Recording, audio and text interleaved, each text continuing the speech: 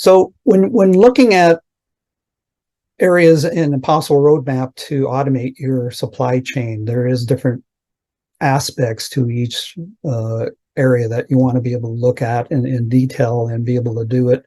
And you do it from a business standpoint. What is important to you, what you don't have to automate everything. And one thing we commonly run across is we also see somebody want to automate a bad process, and that doesn't gain you really anything. So there is really the look at a business process and how does that relate and how can it be supported with an IT or some sort of technical automation. But there is also cases where it's still a human does need to be able to look at stuff.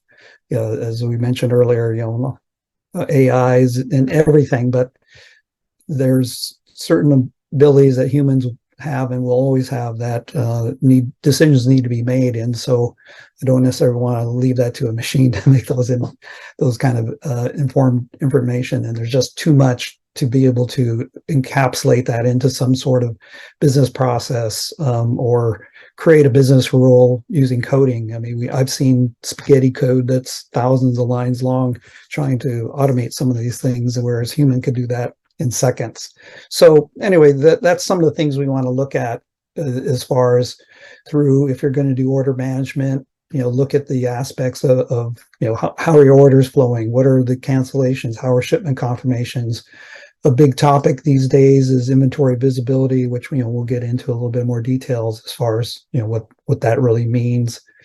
And with people selling on so many different marketplaces, being able to keep up on the different items, especially if you're apparel, for example, you always have new seasonal updates, new things that are coming and going to clearance. And so being able to get that and syndicate that out is hugely important as far as just having that competitive advantage also on pricing associated with those.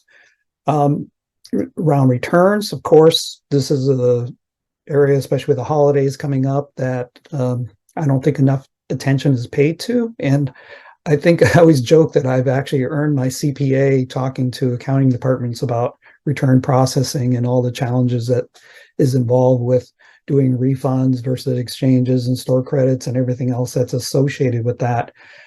So again, it is still a business process and something you need to look at. And then certainly with the Amazon has always been a game changer in everything they do. And certainly having warehouses like Walmart's doing this now, and Shopify are doing shipments for retailers like Amazon, fulfilled by Amazon.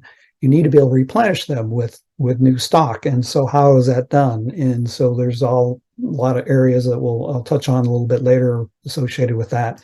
And then as Ibru mentioned, just manufacturing side of things too, or even drop ships associated with procuring new items or getting items shipped to that.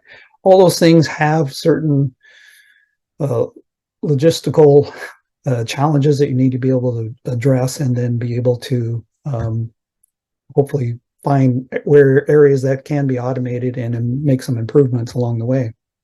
So let's go to the next slide.